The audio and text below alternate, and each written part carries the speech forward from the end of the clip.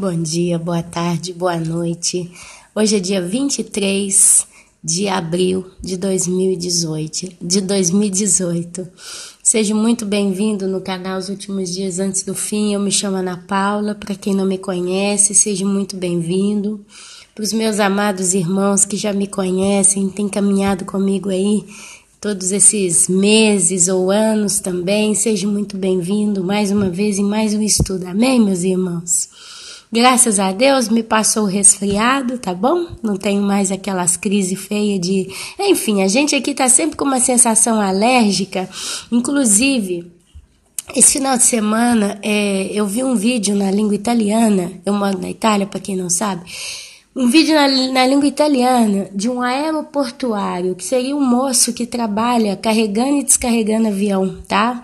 Mas não assim, é uma pessoa do ramo técnico, da profissão, estudado, então entende de avião, entende da mecânica do avião, entende de muita coisa.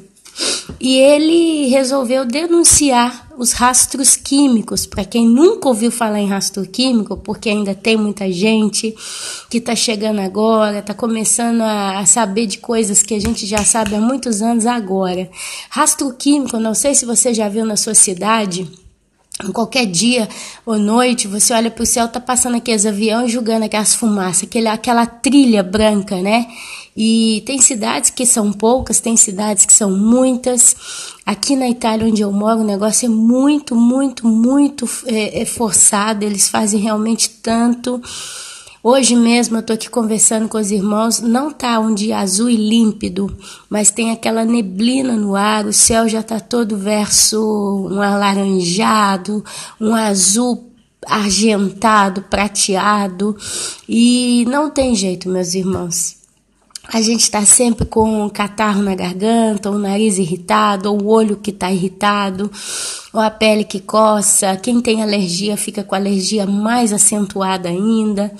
É isso. Então, assim, por mais que a gente cure na nossa saúde, a gente está rodeado de veneno. E esse aeroportuário, esse moço, ele denunciou tudo. E eu descobri um negócio que eu nunca imaginei que acontecia. Os aviões que descarregam os rastros químicos, para os irmãos terem uma ideia, são se é aviões comerciais que aviões militares. Os aviões comerciais, eles carregam o pó químico no avião, no momento em que não se sabe quando, e quando eles colocam o combustível no avião, ou então quando eles colocam a água de descarga no avião, dependendo de onde vai esses líquidos de combustível, né, ou até de água, se mistura com pó químico, ok? E isso é lançado na atmosfera.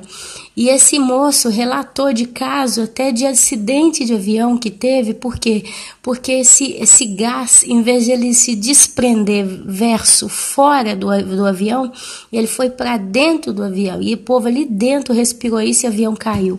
Então, assim, ele colocou situações do tipo, o avião ele é carregado pelas malas na frente e atrás. Cada avião ele tem um peso máximo que pode ser colocado na parte traseira e na dianteira.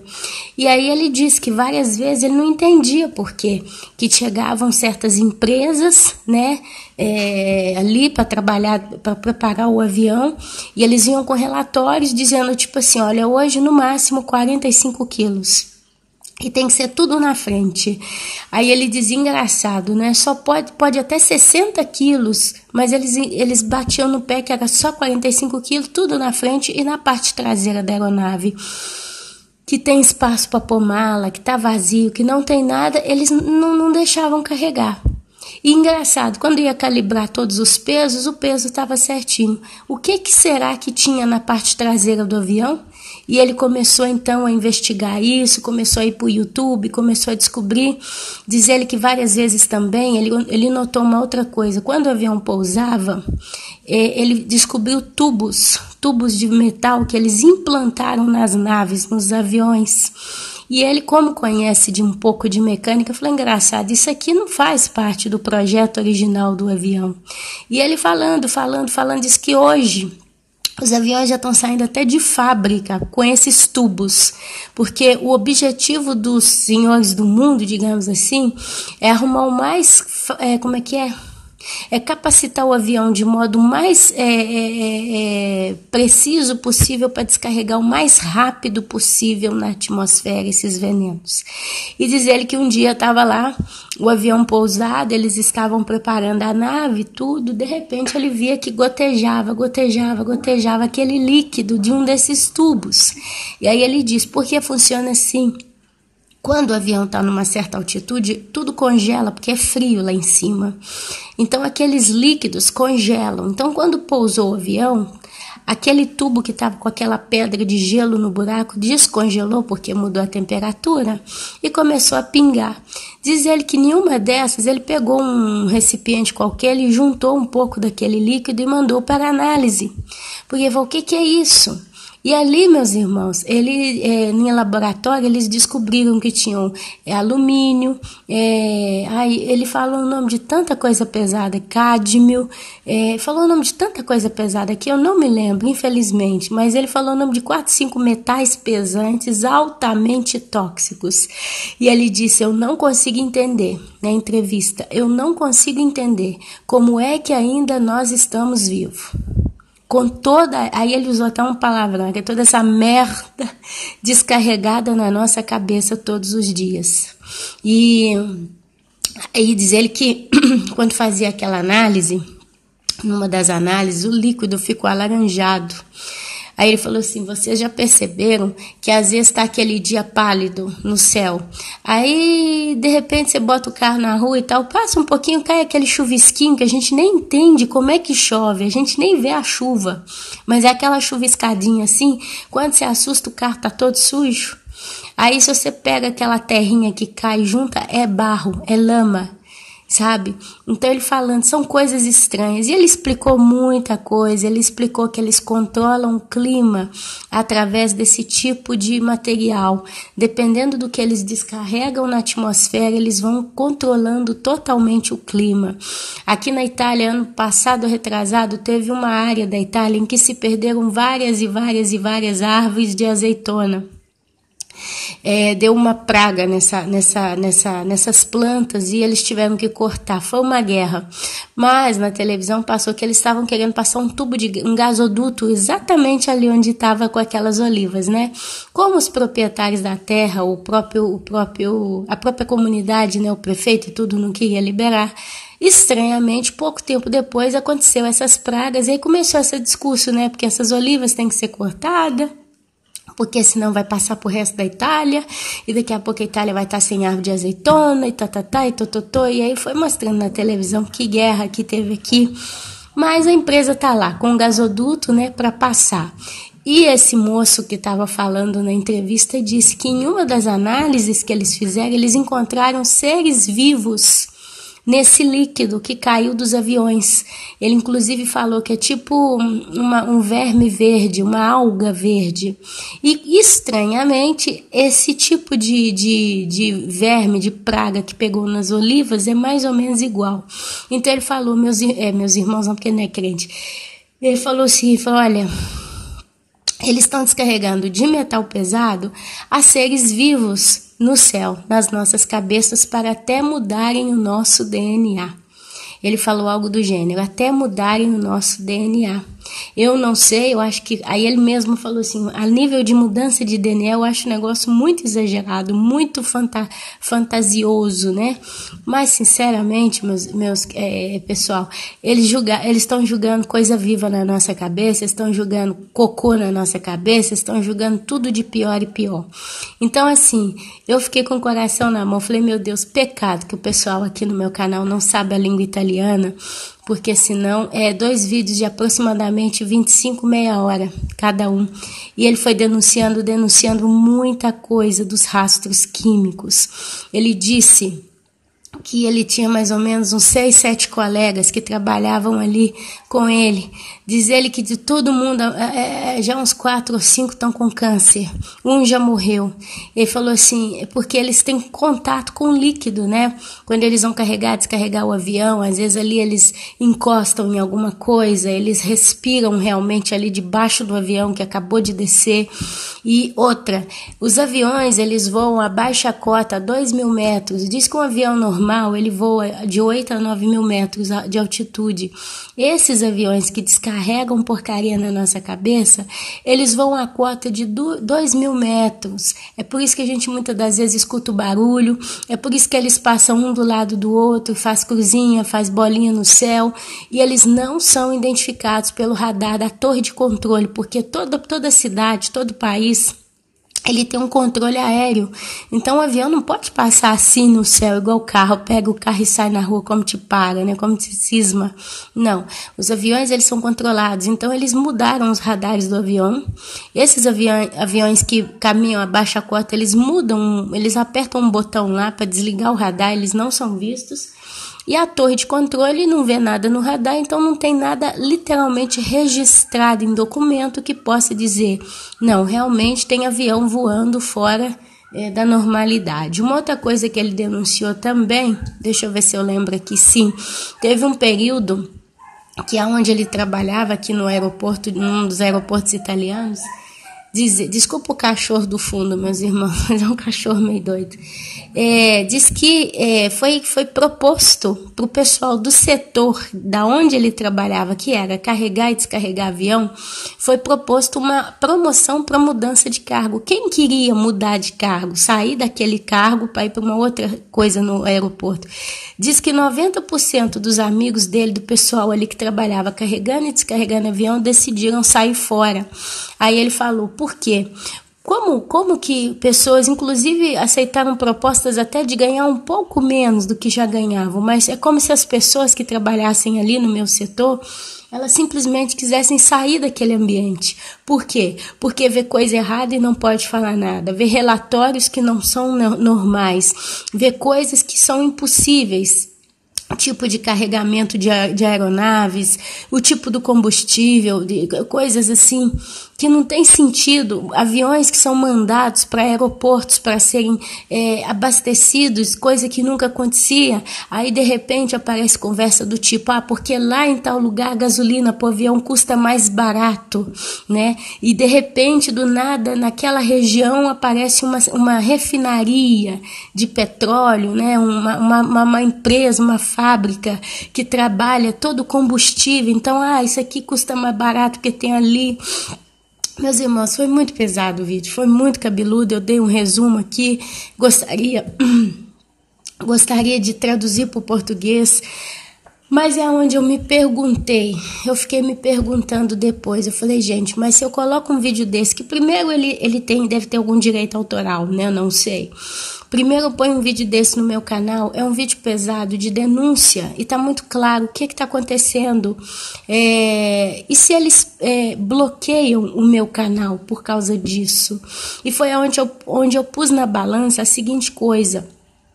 O meu propósito no canal os últimos dias antes do fim, apesar de vocês acharem vários vídeos aí de denunciando realmente como funciona a elite, o sistema Illuminati, o governo do mundo, vocês vão ter muito material aqui no YouTube, mas o propósito mais, desculpa, eu vou usar uma frase bem pesada aqui, mas vai ficar marcado para quem ouvir.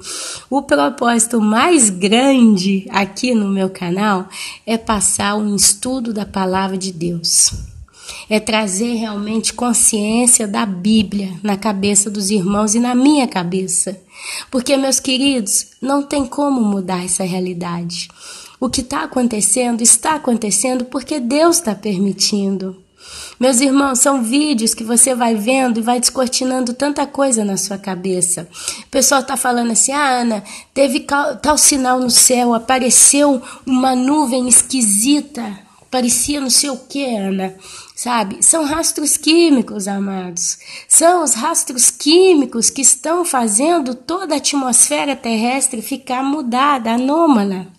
São aviões, muitas das vezes, que sobem numa determinada trilha no céu, e eles têm tantos tubos de descargo de gases tóxicos, chamemos assim, e eles vão exatamente naquele horário que o sol está se pondo, então o céu tende a ficar naquela cor pêssego, né? Aquele laranjinha, e eles descarregam aquela fumaça e fazem desenhos no céu, inclusive verdadeiras nuvens feias, essas tempestades de areia que estão vindo ou estão indo, essas nuvens grossas, essas coisas horrorosas que estão acontecendo, tá tudo relacionado com gases tóxicos, rastros químicos, trabalhando junto com a ARP. A ARP é um sistema de antenas que está espalhado no mundo inteiro, vários lugares do mundo, se não todos os países do tudo, tem verdadeiras centralinas a ARP, centrais, né? E eles têm as antenas. Essas antenas, elas emitem ondas, eu não sei aqui porque agora eu não me lembro, mas vamos dizer ondas, né? A antena transmite onda na atmosfera, e foi visto, eu vi esse final de semana, eu vi o quanto que a Itália tem material sobre rastro químico, sobre a ARP, mas só para quem fala italiano, ou então coloca na tradução, né?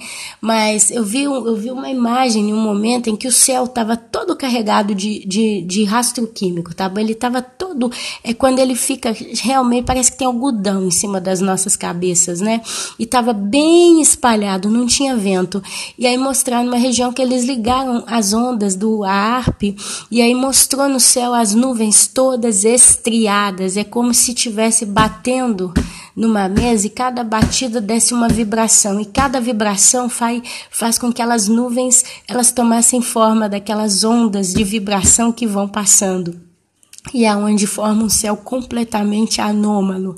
Meus irmãos, em em Mateus capítulo, se eu não me engano, 24, fala dos sinais no céu.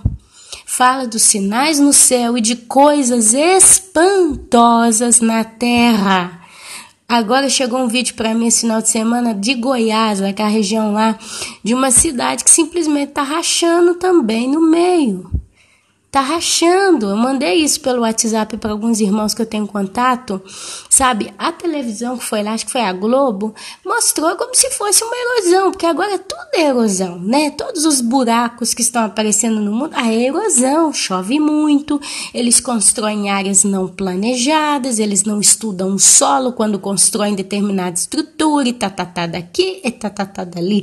Mas engraçado, quando eu era criança, erosão eu conhecia quando chovia muito num lugar tipo uma favela, que era realmente tudo construído uma coisa em cima da outra, sem planejamento nenhum, aí desbarrancava tudo, ok? Na escola eu estudei a erosão quando tinha a beira de um rio, e do lado do rio não tinha uma árvore, não tinha um cespulho, não tinha nada, então aquela terra limpa, com a chuva que caía e com o rio que passava fazia erosão, mas eu nunca estudei na escola, e olha que eu saí da escola já deve ter uns 20 anos, eu nunca estudei na escola erosão que faz buraco do nada e engole um quarteirão inteiro, ok, meus irmãos? Olha, eu posso ter cara de trouxa, mas trouxa eu não sou.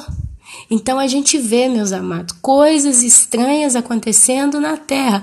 O mundo, meus irmãos, a terra está literalmente sendo tragada, meus irmãos. Sabe, eu não sei você que está ouvindo esse vídeo aqui agora, minha amada e meu amado, quantos anos você tem?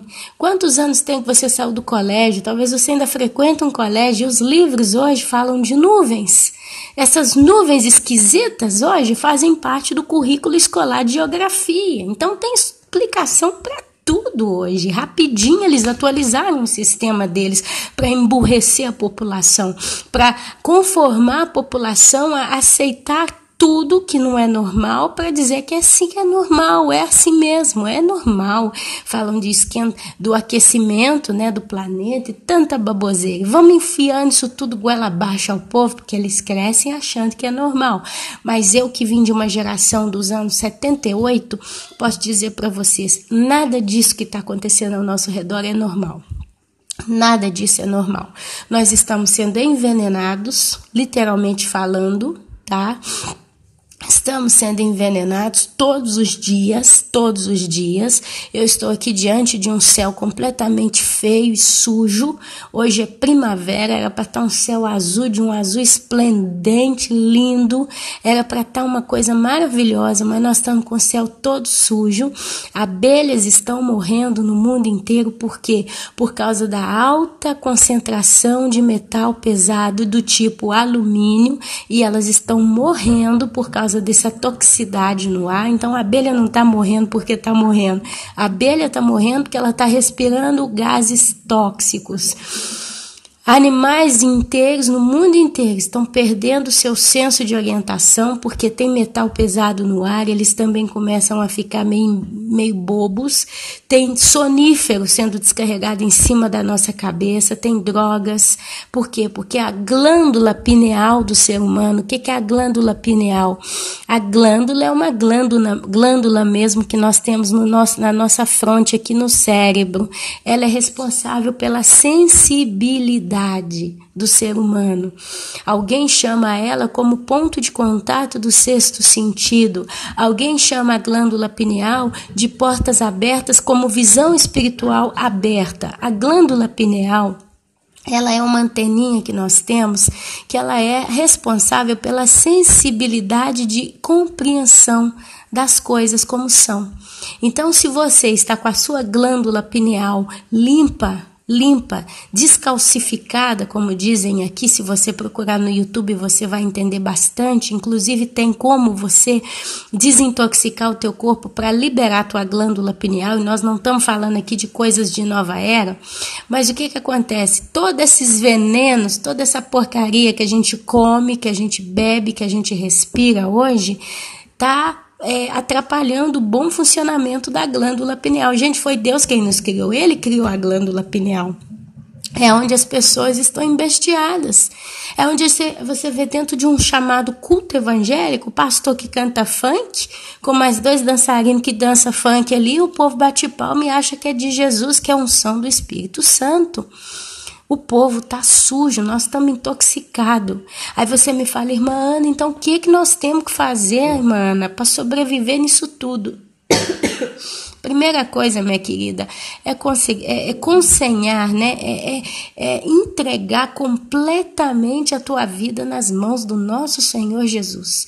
A primeira coisa, meus irmãos, é ter Jesus 24 horas por dia na tua vida. Como, Ana Paula, que eu posso ter Jesus na minha vida 24 horas por dia, meditando e refletindo nas Escrituras, porque é o pão da vida. A Bíblia é a palavra de Deus e ela alimenta o nosso espírito e nós somos selados. Meus irmãos, uma coisa que é selada, ela não pode ser infrangida. Existe essa palavra em português? Quer dizer, o óvulo de uma mulher, quando ela está fecundada, ele não pode mais ser penetrado por nenhum outro espermatozoide. Por quê? Porque a partir do momento que o primeiro espermatozoide fecundou o óvulo é selado. Então pode ter o bombardeio que foi de fora, nada consegue atrapalhar aquela fecundação, ok? Assim também é o ser humano selado pelo Espírito Santo. Nós espiritualmente somos blindados por Deus. Mas, amados, a Bíblia nos ensina que nós temos que fazer uma manutenção da nossa morada, da nossa casa. Essa casa de pau e pedra, essa casa simples e humilde que o Senhor, permite que nós vivamos, nós somos os chamados vasos de barro. O barro é delicado, se cai no chão, quebra. O barro ele pode ser arranhado. O barro, se ele quebra para colar, ele fica sempre aquela cicatriz. Então, nós temos que ter um cuidado, um zelo, uma manutenção pela nossa vida. E como que a gente faz isso? Lendo a palavra de Deus. Eu estou muito feliz porque normalmente a maioria dos testemunhos que chegam para mim de amadas irmãs e irmãos, eles falando, irmã Ana, eu comecei a ler a Bíblia ouvindo o teu canal, sabe? Então eu sei, meus amados, que de todo o bem que Deus poderia fazer na minha vida, um dos grandes bens que Ele fez foi me ajudar a ajudar você a querer ler a palavra de Deus, porque assim tudo faz novo. Então nós somos alimentados. É o Espírito Santo, então, que protege a nossa glândula pineal, né? Isso que eu falei, ele é que protege essa glândulazinha. E, consequentemente, um suco de coentro todos os dias, né, para desintoxicar o organismo, vai fazer muito bem. Sei que o coentro no Brasil vocês encontram aos montões. Tem lugar que nasce igual mato, então você pode começar a partir de hoje fazendo no liquidificador coentro com limão e um pouquinho de açúcar. Toma todos os dias. O coentro vai ajudando a descarregar os metais pesados no teu organismo, desintoxica. Outra coisa boa que você pode procurar nas farmácias naturais é o carvão ativo, né? Carbono ativo, carvão ativo. É carvão, só que é um carvão, ele é feito de modo bem limpo, né? Bem específico. Ele é purificado, não é que você pode queimar um pedaço de madeira e engolir o carvão, não. O carvão ativo, ele é comprado em farmácia natural, não deve custar muito, aqui na Itália custa pouco, é carvão. E você toma um por dia, ele ajuda a puxar também todas as impurezas que podem ter no teu corpo. Detalhe, se você tem que tomar remédio, né, tem que fazer uma terapia de remédio, tem gente que todo dia toma muito remédio, aí eu te aconselho, antes de começar a tomar o carvão ativo, conversar com o seu médico para saber se esse carvão não vai neutralizar o efeito dos remédios. Porque se você, por exemplo, toma antibiótico e toma o carvão ativo, ele puxa todo o efeito do antibiótico, toda a toxina, todo o antibiótico como um todo, e anula o efeito do mesmo. Então, nesse período em que você precisa tomar remédio para uma dor de cabeça, para qualquer coisa, aí você não pode tomar o carvão ativo, porque senão ele puxa para ele todo, ele é igual uma espuma que puxa, suga, chupa toda a toxina, todo o lixo que tem no teu corpo. Mas se você é uma pessoa que não toma nada, começa a tomar um carvãozinho ativo aí, que você também vai ter um bom resultado. A gente tem outros sistemas, tem o irmão Ricardo falou comigo que tem um aparelhinho que se compra, eu não sei onde aqui na Itália eu não achei, mas é o irmão Ricardo do canal Pedra Angular que me falou que ele comprou um aparelhinho, e esse mesmo aparelhinho eu já ouvi também falar do Dr. Laí Ribeiro, médico, né? Que esse aparelho, ele bloqueia todas as ondas eletromagnéticas num raio dentro da tua casa. Então, celular, telefone, computador, a linha Wi-Fi que está, né? Isso tudo também atrapalha o nosso cérebro muitas das vezes. E você precisa arrumar um jeito de fazer uma rede de proteção contra essa poluição magnética no ar. Então, tem um aparelhinho, uma pulseirinha, sei lá. Se vocês quiserem, acha o irmão Ricardo do canal Pedra Angular, vocês dizem Pedra Angular, tenta mandar mensagem para ele, quem sabe ele pode ajudar vocês, aonde vocês podem encontrar esse tipo de dispositivo, né, para quem interessar.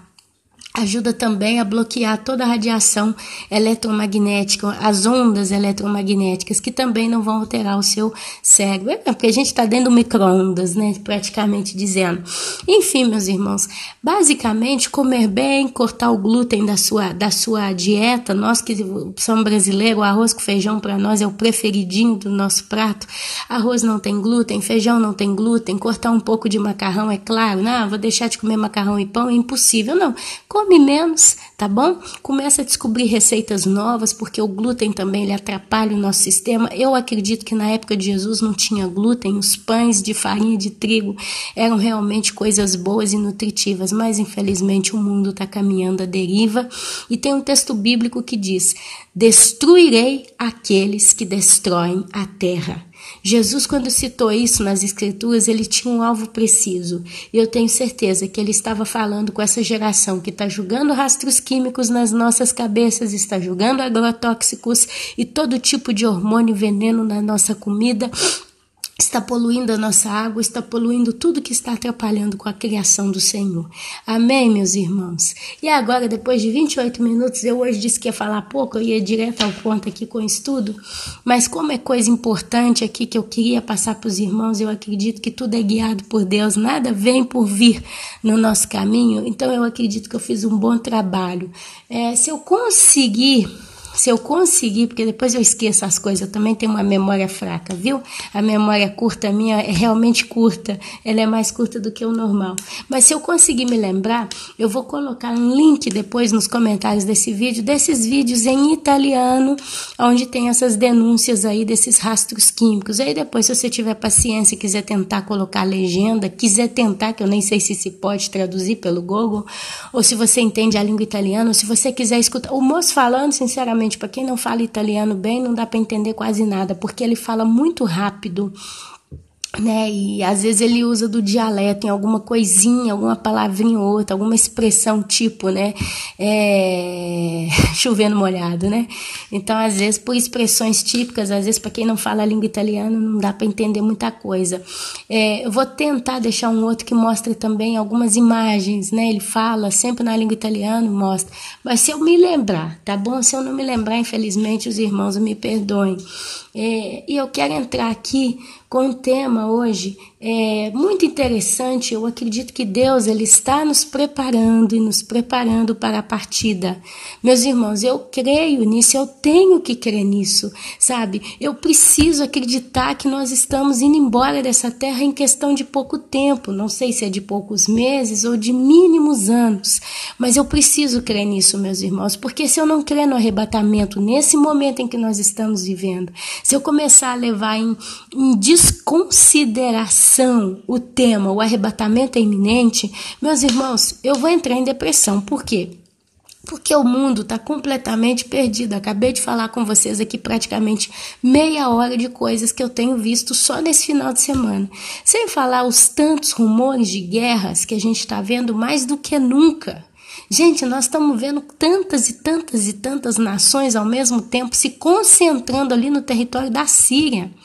Ali é questão de um pisar no calo do outro. Enquanto está todo mundo atacando Síria, fazendo coisas na Síria, a Síria é o cenário, está todo mundo bem. Os Estados Unidos com a Rússia, né? Um quer uma coisa, o outro quer uma... Mas na hora que um pisar no calo do outro, estoura, meus irmãos, alguma coisa.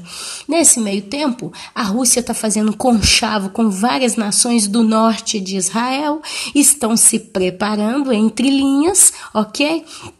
Os paizinhos que são designados como leõezinhos de Tarso, entre eles alguns países da Europa e os próprios Estados Unidos, estão tentando fazer alguma coisa, mas você vê que ele vai e ele sai, ele vai e ele sai, mas vai chegar uma hora que os leõezinhos de Tarso vão simplesmente olhar para o Gog, o príncipe, né?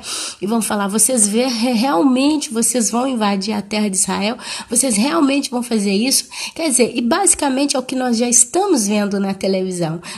A ONU que fica fazendo reunião toda hora, os Estados Unidos que mostra os dentes, de vez em quando vai lá e joga um míssil, mas depois sai fora rapidinho, você não vê que ele fica ali, ele ainda não entrou com tudo, você está entendendo? É um barulho, é o rumor de guerra. Nós estamos ouvindo os tambores tocando, todo mundo está com o dedo no gatilho. Essa semana, final de semana, chegou uma nova, o Irã já está com o dedo no gatilho versus Israel.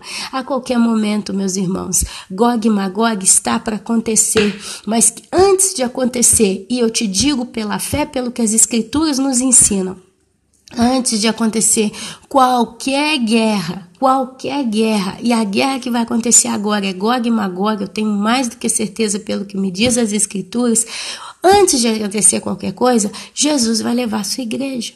Então, minha querida, meu querido, nós estamos só sentindo as vibrações externas do útero que está nós estamos dentro do útero da mulher, lá de Apocalipse 12. E como um bebezinho que está dentro do útero, envolvido no líquido, na água, né, daquele líquido lá, a gente sente só a vibração externa, né? Os rumores do que está acontecendo.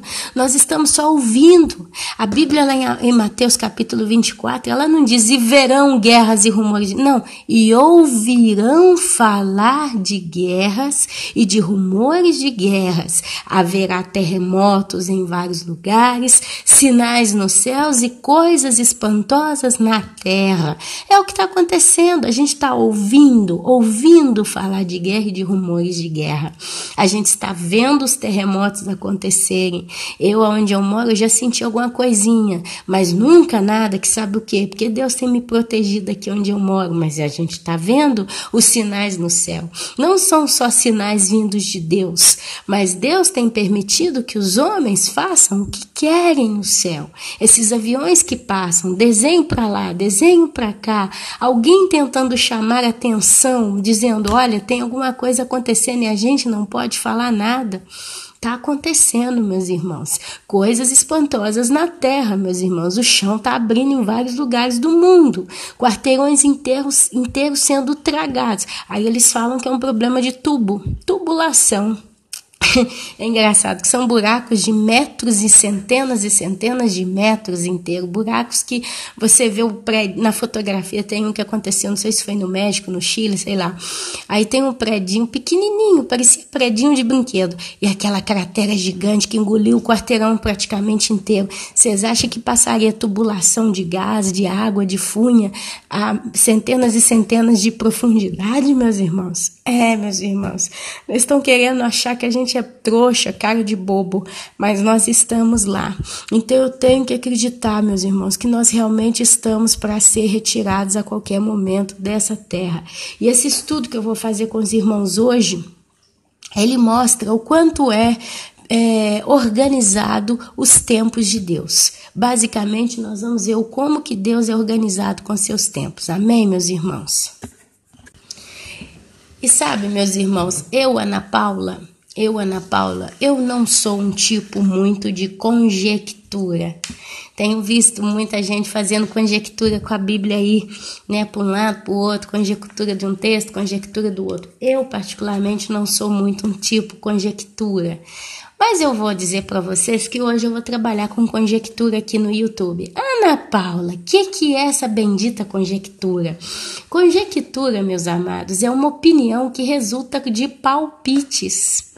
Conjecturas são fatos inconclusos. Conjectura é uma hipótese admitida como verdadeira, sem que haja uma comprovação final. Sinônimos de conjectura são coisas do tipo pressupor, hipótese, prognose, suposição. Então, eu, particularmente, não sou um tipo de conjectura. Eu gosto demais em cima da palavra e eu espero que a própria palavra confirme para mim que realmente aquilo que eu estou lendo, aquele texto que eu escolhi, não é só uma conjectura, mas pode ser considerada mais do que isso. E para minha alegria, eu consegui sair um pouquinho do âmbito conjectura e consegui chegar mais numa coisa mais plausível, uma coisa mais realista. Mas então vamos trabalhar em cima desse estudo e vocês vão entender o que eu quero dizer. Olha só, se vocês abrem comigo no capítulo 2 do livro de Gênesis e começam a ler lá do versículo 1, vocês vão ver o seguinte, eu vou ler só Gênesis 2:1. Está escrito o seguinte: assim, pois, foram acabados os céus e a terra e todo o seu exército.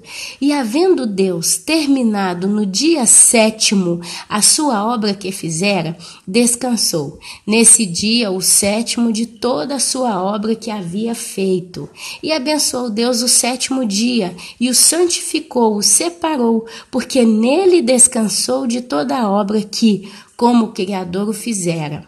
Então você vê aqui, meus irmãos, eu quero entrar no discurso aqui do chamado 7º dia.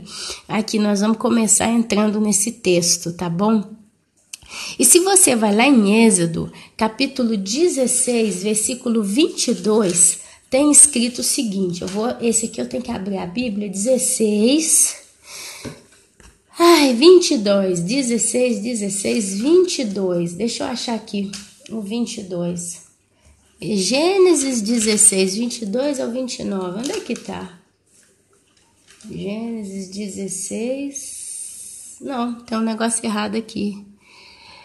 Não é 16, não. Eu tô com Gênesis na cabeça. Não é Gênesis. É Êxodo, capítulo 16, do 22 ao 29. Olha lá o que está escrito no livro de Êxodo, capítulo 16, 22 ao 29. Eu vou me segurar até o 29 mesmo. Olha só. O povo de Israel recolhe o maná. Ao 6º dia, colheram pão em dobro, 2 gômeres para cada um. Um gomer, meus amados, é aproximadamente 1,7 litro, quase 2 litros, tá bom? Em grama, porém, eu achei isso aí nas pesquisas. Para a medida seca, um gomer seria praticamente 2 litros, um pouco menos. É como se você então pegasse uma vasilhinha que mede aí até 2 litros de capacidade e enchesse ela de maná do céu. Então, ao 6º dia, colheram pão em dobro. Então, foram mais ou menos 4, né? 3,4 mais ou menos, 3 litros e meio aí. Respondeu-lhes ele, isto é o que disse o Senhor, amanhã é repouso, seria o 7º dia. O Santo Sábado do Senhor, dito como Santo Sábado do Senhor. O que quiseres cozer no forno, cozei-o, e o que quiseres cozer em água, cozei-o em água. E tudo que sobrar, separai, guardando para a manhã seguinte. E guardando-no até pela manhã seguinte, como Moisés ordenara, e não cheirou mal e nem deu bichos.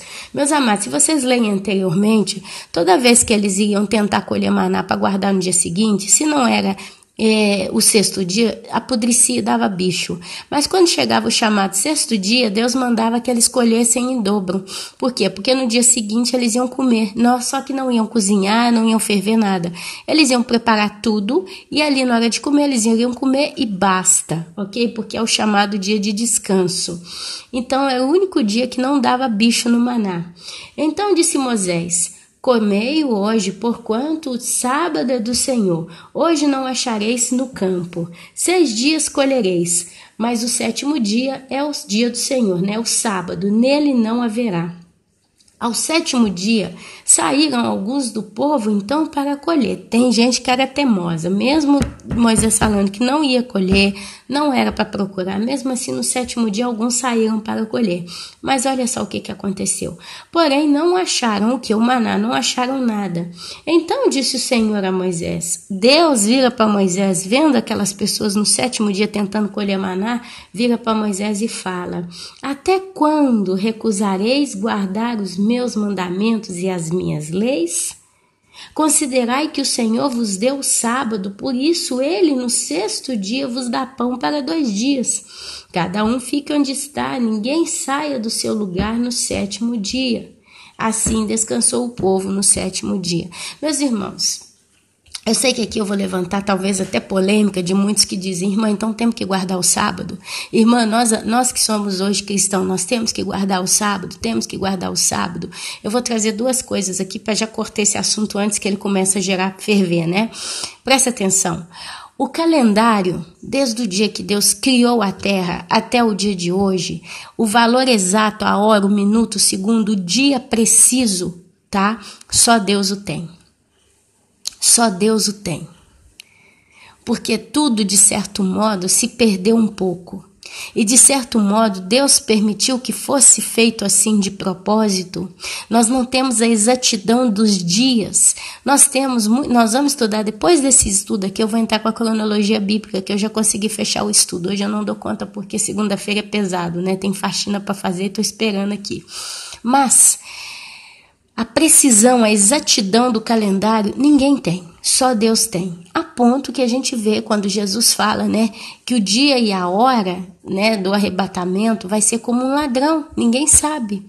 Dia, hora, dia, hora. Você vê que a Bíblia puxa muito em cima dessa expressão, dia, hora, ou então ela fala dia, hora, minuto, segundo, tá? Então existe um pouco de perda e da exatidão precisa do dia. Já partindo daí, não tem como nem o povo judeu guardar com exatidão tal sábado. Então o que se faz? Bom, nós trabalhamos 6 dias, no 7º a gente descansa. Então a palavra sábado, a gente vê ela na Bíblia, a gente vê aí quem pratica a guarda do sábado e tal, mas o dia preciso, como Deus o fez, quer dizer, Deus criou o mundo em 6 dias, no 7º ele descansou, como diz, né? Ali, contando dali para frente, até certo ponto a gente pode até achar na ponta do lápis, mas vai chegar um ponto que isso se perde um pouco. Basicamente, a gente vai ver que se perde um pouco entre Abraão e Jesus. A exatidão do tempo preciso, aquela cronologia com as datas precisas, a gente um pouquinho vai se perdendo. Então, não existe o sábado preciso para fazer uma coisa correta, né? Sequencial. Então existe o sábado, o 7º dia. Por isso que você vê a Bíblia falando 7º dia e ela junta muitas vezes o sábado, ou então o 7º dia. Por quê? Porque como eu não tenho uma exatidão, o que eu faço? Então, os 6 dias a gente trabalha, no 7º dia a gente descansa.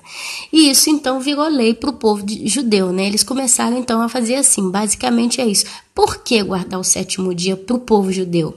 Para glorificar a Deus, porque Deus em 6 dias trabalhou, no 7º ele descansou. Mas o que Deus realmente queria trazer para nós com essa conversa do tal do sétimo dia guardado? Porque Deus, ele traz o que os estudiosos conseguem puxar e entender, é que o tempo do homem trabalhar, fatigar na terra ou viver debaixo da opressão do pecado são 6.000 anos. E no 7º ano o homem começa a descansar porque entra Cristo com o governo milenar. E curiosamente no 8º dia é o dia da festa, é o dia do descanso eterno. Então a gente já falou bastante sobre essas coisinhas aqui no canal. Mas só para fechar aqui, quem ainda pergunta, mas irmã, é pecado o dia de sábado trabalhar? Jesus certa vez, ele curou uma pessoa dentro de uma sinagoga num dia de sábado. E ali então os fariseus se reuniram e começaram a arrumar um jeito de atacar Jesus, até que alguém fala, mas como que você pode curar, no dia de sábado? Hoje é o dia que se guarda, E ali Jesus responde, qual de vocês caminhando por entre as suas terras, de repente se depara com um dos seus animais caído dentro de um buraco num dia de sábado? Não iria salvar aquele animal? Ou porventura vocês iriam esperar o dia seguinte para ir lá tirar ele? Quer dizer, numa situação de urgência, vocês não iriam reagir para resolver o problema? Então Jesus, ele deixa claro, meus irmãos, que todo dia é o dia do Senhor. Quando nós nos tornamos verdadeiramente igreja de Cristo, pessoas que realmente amam a Deus de todo o coração, nós vivemos todos os dias para Deus. O que para nós, igreja, é guardar o sábado, digamos assim, como expressão popular?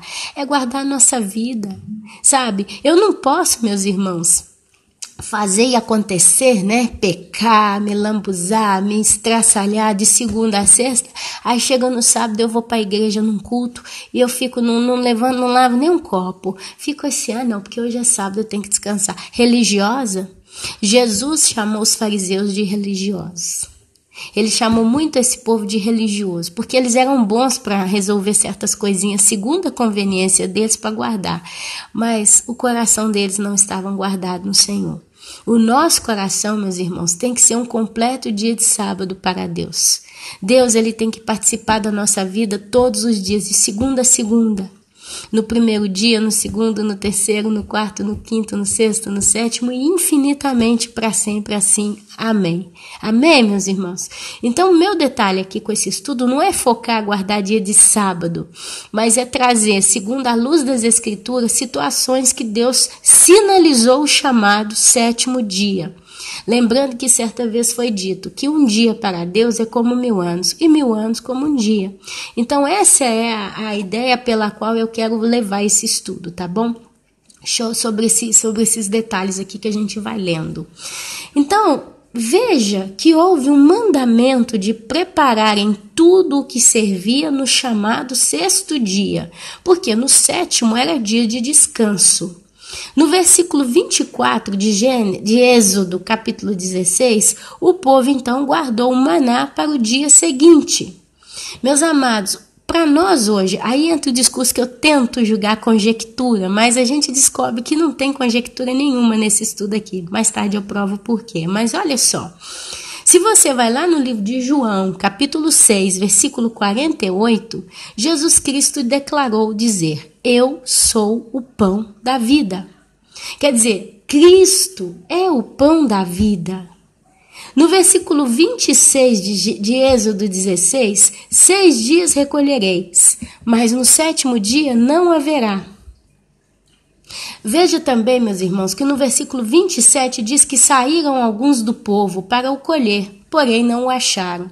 Eu simplesmente puxei alguns detalhes que eu achei importante aí nesse livro de Êxodo, tá? Vocês vão ver que eles iam trabalhar por 6 dias, no 7º dia não se trabalhava.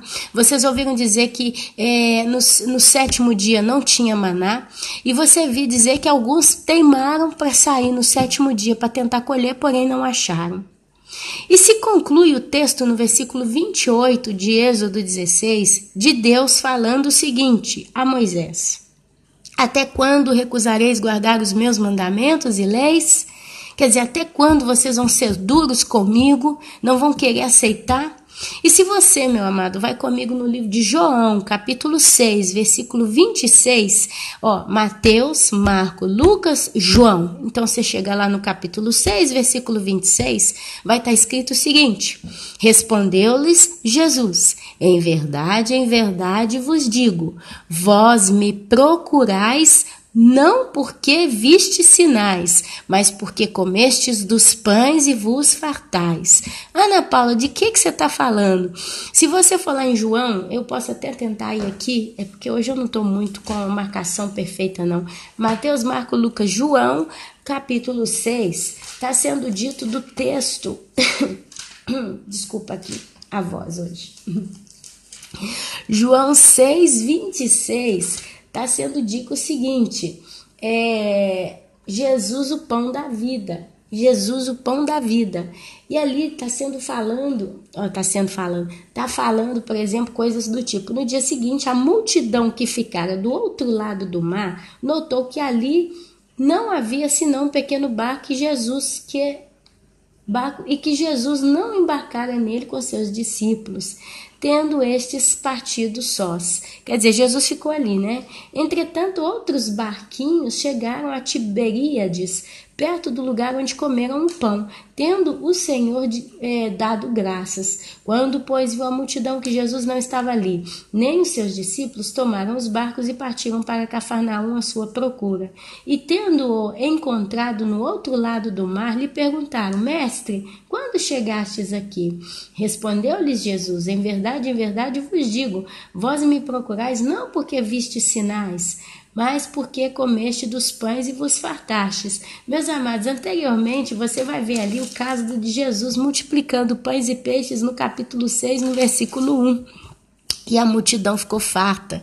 Depois acontece que eles não vêem nem Jesus, nem os discípulos, porque saíram fora. Aí o povo vai e começa a procurar Jesus e o encontra. E aí pergunta: onde é que o senhor vai agora? E aí Jesus responde: vocês estão me procurando não porque vocês viram um milagre, gente. 6 pães e 2 peixinhos, negócio assim, né? E multiplicou para aquela multidão inteira que se fartou. Mas por quê? Porque vocês estão querendo pão. É quase como se Jesus tivesse dito para eles: vocês estão querendo comer de graça nas minhas costas, achou que é festa, agora onde eu estou eu vou dar pão para vocês de graça, ninguém trabalha, ninguém faz nada, vocês vão sentar aqui só para comer pão, né? Então é isso que Jesus está dizendo. Respondeu-lhe Jesus: em verdade vos digo, vós me procurais não porque vistes sinais, mas porque comeste dos pães e vos fartais. Olha só, no versículo 28 de Gênesis, Deus fala: até quando recusareis guardar os meus mandamentos e leis? Porque eles saíram para buscar maná no dia que Deus falou: não adianta, vocês têm que descansar nesse dia. Vocês não têm que fazer nada, porque é o dia do Senhor, é o 7º dia. Ok? Mas o povo, por interesse, por gula, eles desobedeceram a Deus e foram buscar o tal do maná. Não encontraram. Aqui, vocês veem Jesus trazendo mais ou menos o mesmo raciocínio. O povo não queria saber de Jesus. Como lá na época de Moisés, o povo não queria saber das leis de Deus. Eles queriam comer. Então estão atrás de Deus para comer, que é o que acontece até hoje. Muita gente procura Deus na sua vida para comer o milagre da multiplicação financeira, da saúde, do casamento, da escola, de qualquer coisa, menos do céu, ok? A ideia é essa. Mas Deus continua falando através de Moisés que no 6º dia lhes era dado pão para 2 dias. No 6º dia, lhes era dado pão para 2 dias, e que cada um devia ficar onde estava, que ninguém saísse do seu lugar no chamado 7º dia. Assim descansou o povo no 7º dia. Se você ler comigo no capítulo 6 de João, versículo 32, está escrito o seguinte: por isso que eu digo que não é conjectura o que eu estou trabalhando. Esse texto que eu estou trabalhando de Gênesis, Êxodo, esse assunto dos pães, né, do maná que caiu do céu, do descansar no 7º dia, não é tanto conjectura, mas entra um pouquinho com colegamento de textos bíblicos entre si, porque em João, capítulo 6, versículo 32, está escrito o seguinte: nossos pais comeram maná no deserto. Como está escrito: deu-lhes a comer pão do céu. Replicou-lhes Jesus: em verdade vos digo, não foi Moisés, peraí que eu viro a página, quem vos deu o pão do céu. O verdadeiro pão do céu é meu Pai quem vos dá, porque o pão de Deus é o que desce do céu e dá a vida ao mundo. Amém, meus amados? É por isso que não é muito conjectura, é um pouquinho só. Peço licença para os irmãos para falar assim. É um pouquinho conjectura, mas não totalmente, porque o próprio Jesus declara a situação do maná. Ele fala, quem deu foi meu Pai, e o verdadeiro pão que desce do céu é o pão que dá vida ao mundo. E quem é o pão da vida? Jesus. Então olha aí, né? Na época lá do deserto a coisa foi toda simbólica, sim, para quê? Porque Deus ele declara o final desde o princípio. Glória a Deus. João capítulo 6, versículo 33, olha só. Porque o pão de Deus é aquele que desce do céu e dá a vida ao mundo. Em Gênesis capítulo 16, versículo 23, está escrito o seguinte: amanhã é repouso, o santo sábado do Senhor. O que quiseres cozer no forno, cozei-o. O que quiseres cozer em água, cozei-o em água. E tudo que sobrar, separai, guardando para a manhã seguinte, que era o 7º dia.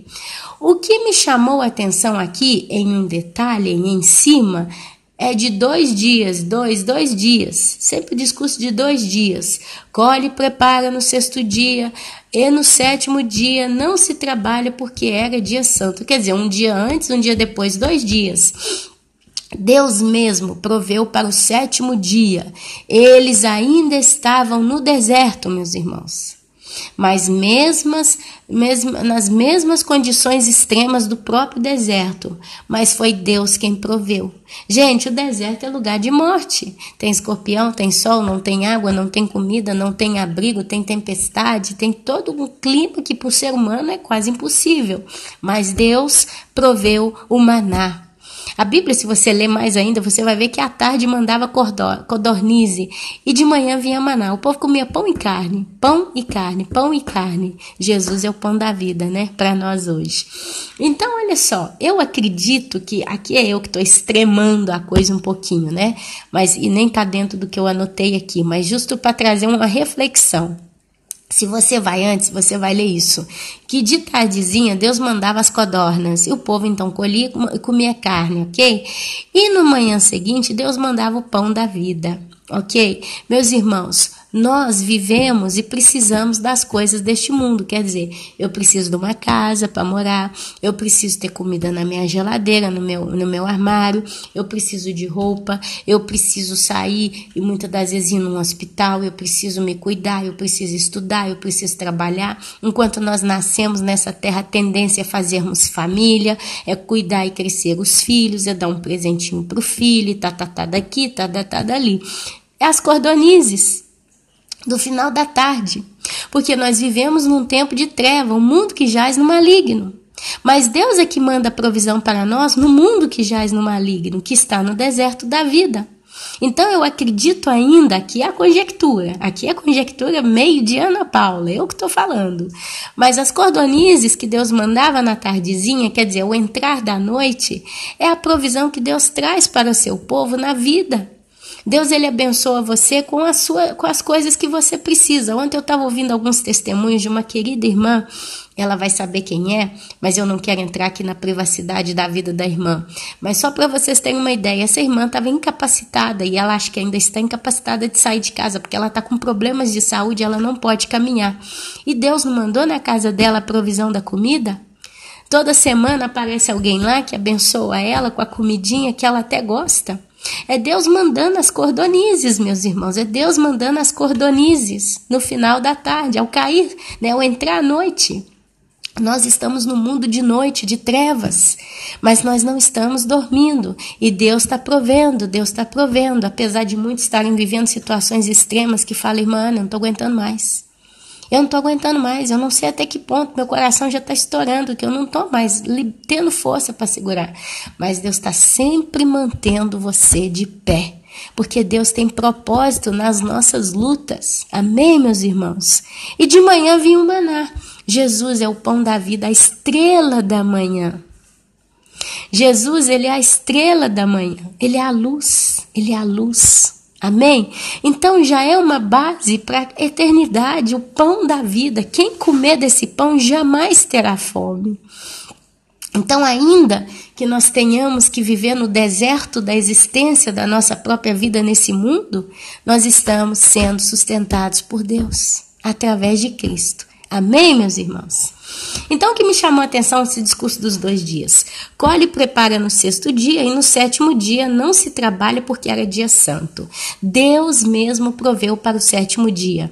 Eles ainda estavam no chamado deserto, nas mesmas condições extremas do próprio deserto, mas foi Deus quem proveu. Isso, meus irmãos, me lembra a história do bom samaritano narrada por Jesus em Lucas, capítulo 10, versículo 30 ao 35. Vamos ler? Vamos ler. Mateus, Marcos, Lucas, um pouquinho antes, capítulo 10, e nós temos que folhear aqui, que hoje eu não marquei nada, não coloquei nem caneta, nem papel, nem... não, estava marcado. Lucas 10, do 30 ao 35, eu vou ler só isso, depois se você quiser você lê tudo, mas vamos lá. O bom samaritano. 30 ao 35, deixa eu encontrar aqui. Jesus prosseguiu dizendo: certo homem descia de Jerusalém para Jericó e veio a cair em mãos de salteadores, ladrões, né? Os quais, depois de tudo que lhe roubaram, lhe causaram muitos ferimentos, retiraram-se deixando-o semi-morto. Esse homem foi encontrado semi-morto. Uma pessoa semi-morta é uma pessoa que pode até morrer mesmo, tá? Se ninguém ajudar. Casualmente descia um sacerdote por aquele mesmo caminho e, vendo-o, passou de largo, não quis nem saber. Semelhantemente, um levita é aquele que canta, né? Descia por aquele lugar e, vendo-o, também passou de largo. Certo samaritano, e samaritano na época de Jesus era um gentio, tá? Era uma pessoa que não era judia, não tinha um cargo importante ali na sinagoga, era um Zé Ninguém para os judeus, tá bom? Era um samaritano que seguia o seu caminho, passou-lhe perto e, vendo-o, compadeceu-se dele.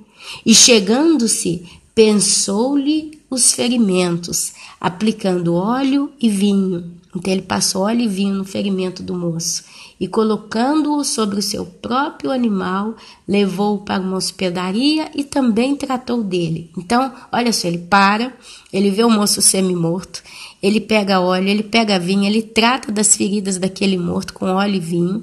Detalhe, na Bíblia, óleo é a presença do Espírito Santo e vinho é o sangue de Jesus. A Bíblia fala que quem convence o homem do pecado e juízo é o Espírito Santo, o óleo.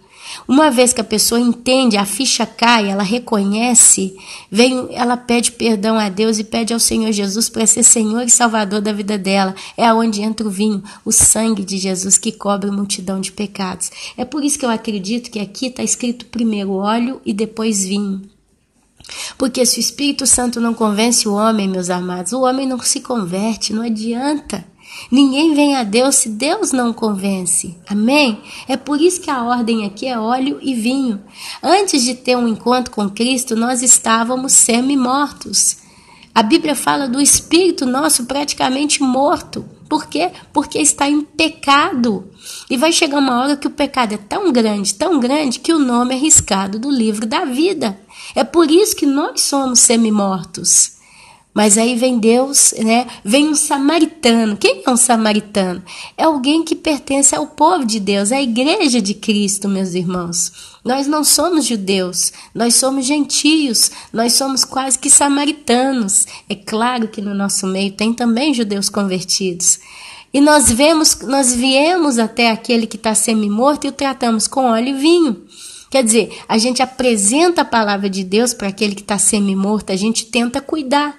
Quantos de nós cuidamos na hospedaria da vida de muitos que ainda estão doentes, feridos, com óleo e com vinho? Damos comida, ajudamos com a cobertinha? Quantos de nós? A igreja de Cristo tem os seus filhos na fé, não é verdade? Então a Bíblia fala que ele então levou para a hospedaria e tratou dele. Aí o que acontece? No dia seguinte, tirou 2 denários e os entregou ao hospedeiro, dizendo: cuida deste homem, e se alguma coisa gastares a mais, eu te indenizarei quando voltar. Aqui você já vê o samaritano na pessoa de Cristo, né? Quer dizer, se você começa então a entender essa parábola, não sei nem se é parábola, porque a Bíblia simplesmente fala do bom samaritano, ele conta uma história que, pelo que eu entendo, aconteceu. Porque quando está escrita a parábola, é uma história que Cristo inventou só para fantasiar e explicar a coisa. Mas aqui, pelo menos no livro de Lucas, não tem. Mas não vem ao caso, se aconteceu ou não, não interessa. O fato é esse. Que ele vira no final e ele fala para o hospedeiro, né, para o dono da pensão, do hotel que deixou o moço: ó, eu vou te dar 2 denários. E se você precisar de alguma coisa, se precisar de mais, se você gastar mais, eu vou te pagar quando eu voltar. Meus irmãos, o denário, basicamente, para quem não sabe, é o salário de um dia inteiro de trabalho. Então, quando ele paga um denário, ele está fechando um pacote completo. Você faz o que precisar, ok? Que depois, se precisar, eu pago. Se você faltar, eu pago. E o pessoal leva em consideração que se esse faltar aí, né, ele pagava, eles levam em consideração que isso aí é que se passasse um 3º dia, entendeu? O samaritano passa um certo tempo curando da ferida. Veja, ele se compadece do homem que está ali caído semi-morto. Ele então pensa em seus ferimentos, aplicando óleo e vinho. O óleo, como eu disse, é o selo da unção do Espírito Santo, convence o homem do pecado e do juízo. O vinho representa o sangue derramado na cruz, porque uma vez que a pessoa está convencida de seu pecado, ela finalmente pede a Cristo para ser Senhor e Salvador da vida dele. Colocou sobre si, ele coloca o ferido sobre o seu próprio animal, porque o homem não podia andar, ele estava tão ferido que ele não tinha como andar. Então o que acontece? Ele pega aquele homem, coloca sobre o seu próprio animal, o seu burrinho de carga. Jesus, meus amados, ele colocou sobre si, ele levou sobre si as nossas enfermidades, porque ele é o Cordeiro de Deus, o animal, cordeiro, que tira os pecados do mundo. Jesus levou sobre si. Você vê Jesus sendo a onipresença de provisão de Deus em tudo, meus irmãos. Quando a gente estuda essas coisas, ele é o animal, ele é o vinho, ele cuida, ele sai e deixa pagado 2 dias, deixa pago 2 dias. E você vê a onipresença dele na participação do tudo. Por quê? Porque quem faz a obra é Deus em nós. Amém? Então ele é o Cordeiro de Deus, o animal, nós fomos colocados sobre ele, os nossos pecados foram lançados nele na cruz. Ele leva o homem para uma hospedaria e trata dele. Nós somos, meus amados, separados por Deus dentro deste mundo. Apesar da gente estar no deserto, nós estamos na hospedaria do Senhor. Nós estamos guardados pelos anjos de Deus. Deus tem nos dado livramentos e tem provido para nós o maná e a cordonize. Amém? O que nos torna peregrinos aqui na terra. A terra como a qual nós a conhecemos não é a nossa verdadeira casa, mas o Cristo tem cuidado de nós ainda neste mundo, através do amado Deus Espírito Santo. Jesus, depois ele parte. Como bom samaritano, partiu. Jesus partiu sendo assunto ao céu, mas nos deixa em boas mãos para sermos curados. Quem é que cuida de nós? O Espírito Santo. Amém? Em João, capítulo 14, do 1 ao 3, está escrito o seguinte: não se turbe o vosso coração. Credes em Deus, crede também em mim. Na casa de meu pai há muitas moradas. Se não fosse assim, eu vos teria dito: vou preparar-vos lugar. E quando eu for e vos preparar lugar, virei outra vez e vos levarei para mim mesmo, para que onde eu estiver estejais vós também. Em João, capítulo 16, versículo 7, está escrito o seguinte: todavia digo-vos a verdade, que vos convenha que eu vá. Porque se eu, Cristo, não for, o Consolador não virá a vós. mas quando eu for, vou-lo enviarei. Olha aí, a gente sendo cuidado pelo Espírito Santo. Eu estou falando esses textos para vocês verem que não é bem uma conjectura, é prova, é a palavra que diz que é assim que funciona. Amém, meus irmãos? Enfim, em meio a tudo isso, vemos de novo o número 2, que é o que me grilou lá atrás. Aqui o número 2, ele está em forma de 2 denários. Em Gênesis, nós temos 2 dias, um para colher e preparar tudo, o segundo para receber a provisão de Deus através do descanso. Em Lucas, nós temos 2 denários para pagar a estadia do moço. Denário esse sempre provisto pelo bom samaritano. Meus amados, Deus proveu o maná no 6º dia e no 7º ele proveu também, porque o maná não apodreceu. Ok? Olha só. Mas no 7º dia não caiu o maná. Isso me lembra a parábola, meus irmãos, aqui dos talentos. Agora nós vamos fechar a coxa de retalho. Isso me lembra a parábola dos talentos. Lá no livro de Mateus, capítulo 25, do 14 ao 30. Se você quiser ter uma ideia no parábola dos talentos, eu não sei aqui nem se me convém a ler, porque ela é grandinha, mas eu vou ler alguma coisa, ó. Pois será como um homem que, ausentando-se do país, olha que alguém sempre se ausentando, né? Chamou seus servos e lhes confiou seus bens. A um deu 5 talentos, a outro deu 2 e a um 1. Então, 5, 2 e 1. Cada um segundo a sua própria capacidade. Deus, ele não dá nada que nós não possamos suportar. E partiu. O que recebera 5 talentos saiu imediatamente a negociar com eles e ganhou outros 5. Imediatamente, recebeu 5, já saiu, já negociou e ganhou mais 5, ok?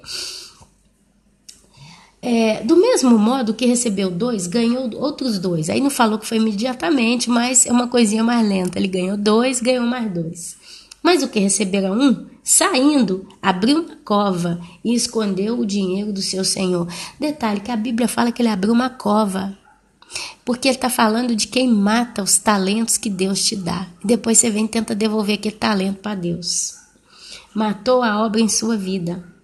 Depois de muito tempo, voltou o senhor daqueles servos e ajustou contas com eles. Então, aproximando-se ao que recebera 5 talentos, entregou outros 5, dizendo: Senhor, confiaste-me 5 talentos. Eis aqui outros 5 talentos que ganhei. Disse o Senhor: muito bem, servo bom e fiel. Foste fiel no pouco, e sobre o muito te colocarei. Entra no gozo do teu Senhor. E aproximando-se também o que recebera 2 talentos, disse: Senhor, 2 talentos me confiastes. Aqui tem outros 2 que ganhei. Disse-lhe o Senhor: muito bem, servo bom e fiel. Foste fiel no pouco, sobre muito te colocarei. Entra no gozo do teu Senhor. Chegando por fim o que recebera 1 talento, disse: Senhor, sabendo que és homem severo, que ceifas onde não semeastes e ajunta onde não espalhastes, receoso, com medo, escondi na terra o teu talento. Aqui tens o que é teu, tão. Respondeu-lhe, porém, o Senhor: servo mau e negligente, sabias que ceifo onde não semeei e que ajunto onde não espalhei? Cumpria, portanto, que entregaste o meu dinheiro aos banqueiros, e eu, ao voltar, receberia com juros o que é meu. Juro que é meu. Tirai-lhe, pois, o talento e dai-lhe ao que tem 10, porque a todo o que tem se lhe dará, e terá em abundância, mas ao que não tem, até o que tem lhe será tirado. E o servo inútil, lançai-o para fora nas trevas. Ali haverá choro e ranger de dentes. Veja o que diz no final desta parábola, meus irmãos. Mateus 25, 29 e 30. Porque a todo o que tem se lhe dará, e tem em abundância, e terá em abundância. Quer dizer, se eu já tenho, vai ser dado ainda mais e eu vou ter em abundância. Mas aquele que não tem, até o que tem, se lhe será tirado. Quer dizer, se Deus me deu um voto de confiança na vida, me deu a salvação, me deu tudo, e eu peguei aquilo ali, enterrei, até o que eu tenho me será tirado. E ali será lançado para fora, nas trevas, onde haverá choro e ranger de dentes.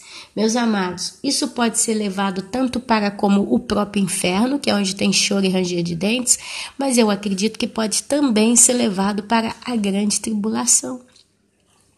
Porque quem entrar nela vai passar choro e ranger de dentes, vai ser perseguido, vai ser morto pelo anticristo, vai ver coisas que não tem como imaginar. Vai ser lançado nas trevas. Quando a igreja for retirada do mundo, as trevas vão cobrir tudo. Vai ser lançado na treva. Quer dizer, Jesus ele vai pedir de nós o nosso talento. O que nós fizemos com o que Deus nos deu? Se você não fez nada, você vai ser lançado nas trevas, onde terá choro e ranger de dentes. Porque a todo que tem se lhe será dado em abundância, mas aquele que não tem, até o que tem lhe será tirado. E o talento, né?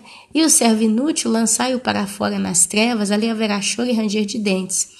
Vamos ver uma coisa curiosa no livro de João, capítulo 7. Aqui nós começamos a pensar, viu? Capítulo 7 de João, do 33 a 39. Olha lá o que está escrito, meus irmãos. Deixa eu achar. João 7, 33 ao 39. Olha só, eu tenho que encontrar. 7, 33, 39. Está aqui, ó. Disse-lhes Jesus. Presta atenção. Disse-lhes Jesus. Ainda por um pouco de tempo estou convosco, e depois irei para junto daquele que me enviou. Haveis de procurar-me, e não me achareis. Também aonde eu estou, vós não podeis ir. Presta atenção. Esse texto nos faz lembrar também da parábola das 10 virgens. Porque, meus irmãos, vai chegar um momento em que a porta será fechada. Lá em Êxodo 16, quando fala que no 7º dia o povo foi procurar maná, os teimosos que não guardavam os mandamentos e a lei do Senhor, eles foram assim mesmo, cabeça dura, procurar no 7º dia o maná, eles não encontraram. Meus amados, o que eu quero dizer com isso? Ana, na tribulação, na grande tribulação, então ninguém vai achar salvação? Sim. A Bíblia diz que vai ser um número incontável de santos. João os viu vestidos de brancos, com raminho de palma nas mãos. Mas a realidade é que a graça não vai ser encontrada naqueles dias. O servo mau vai ser lançado para fora nas trevas, onde haverá choro e ranger de dentes. Quer dizer, na tribulação, meus irmãos, nesses 3 anos e meio que a igreja vai ser perseguida na terra, e nos 7 anos complexos, né, do descarregar da ira de Deus na terra, digamos assim, as coisas de Deus vão ser raríssimas de se encontrar. Eu não achei esse texto bíblico, eu procurei, mas não consegui encontrar. Mas tem um texto que diz que vai chegar um dia, e está lá nas profecias, tá? Dos profetas lá. Vai chegar um dia que os jovens, eles vão cruzar de um oceano ao outro com sede e com fome, e não encontrarão comida. Eles vão ficar com sede e com fome. Eles vão cruzar de um oceano ao outro, procurando para se saciarem a sua sede e a sua fome. Mas eles não encontrarão. Meus amados, tudo aponta para que vai chegar um momento em que, quando a porta da graça for fechada, segurar a onda das coisas de Deus, guardar os mandamentos, ser fiel aos mandamentos de Deus e ter o testemunho de Cristo, vai ser muito duro, meus irmãos, para quem estiver aqui. Vai ter choro e ranger de dentes. E para muitos nem vai encontrar nada, não vai encontrar Jesus de modo nenhum, porque vão se perder aceitando a marca da besta. Às vezes, muitos de nós nos sentimos muito fortes. Eu estou vendo aí, isso aí está sendo dito até para outros irmãos também. Parece que tem uma turma que está desejando a grande tribulação, mais do que o ar que respira. Em vez deles dizerem Maranata e desejarem o Maranata, que é, ora vem Senhor Jesus, o Espírito e a noiva dizem vem. Olha só, o Espírito e a noiva dizem, ora vem Senhor Jesus. Tem a turminha da grande tribulação, eles querem entrar no ferro e no fogo. Tem gente que eu já ouvi loucura do gênero, de gente chegando a dizer que está orando a Deus para que eles fiquem na grande tribulação para evangelizar, gente. Olha o nível que está a cabeça do povo. As pessoas estão sem noção do perigo. Eles conseguiram dizer isso, eles estão chorando, pedindo a Deus, para que Deus abençoe eles a ficarem na grande tribulação para trabalhar. Não pode trabalhar agora, não? O apóstolo Paulo diz que se trabalha de dia. O apóstolo Paulo diz lá em 2 Tessalonicenses, é de dia que se trabalha. É de dia que a gente faz alguma coisa. Jesus é sempre apontado como luz, não como trevas. Nós não estamos nas trevas para que aquele dia nos pegue de surpresa. Está vendo a incoerência da cabeça de muitos? O 7º dia é o dia, meus amados, o dia de descanso para uns, mas também o dia de angústia para os outros. Quer ver o que é dia de descanso para muitos? Lá em Êxodo, Deus falou que aquele que guardava a lei e o mandamento, no 6º dia trabalhava e preparava para o 7º. Mas no 7º dia, simplesmente não faziam nada. Eu não sei o que eles faziam ali, meus irmãos, mas uma coisa eu sei, trabalhar, nem cozinhar, eles cozinhavam. Estava tudo preparado. Quer dizer, as mulheres só abriam seus lenços, pegavam aquilo que ela cozinhou e davam para os seus filhos, eles comiam tudo. Provavelmente elas ajuntavam aqueles ossos das codorninhas, né? Não sei, porque cozinhava a carne e tal. Provavelmente elas só juntavam aquilo ali e conservavam, guardavam aquilo ali e basta. Não trabalhava não ia limpar, não ia fazer nada. Ok? Quer dizer, tudo aponta que o 7º dia, o 7, vai ser um momento em que, como igreja, a própria igreja não vai fazer nada. Vai chegar um momento que quem vai fazer é Cristo, Ele que vai prover. Ok? Presta atenção. Em Levíticos, capítulo 23, versículo 39, olha só. Porém, aos 15 dias do mês 7º, quando tiverdes recolhido o fruto da terra, celebrais a festa do Senhor por 7 dias.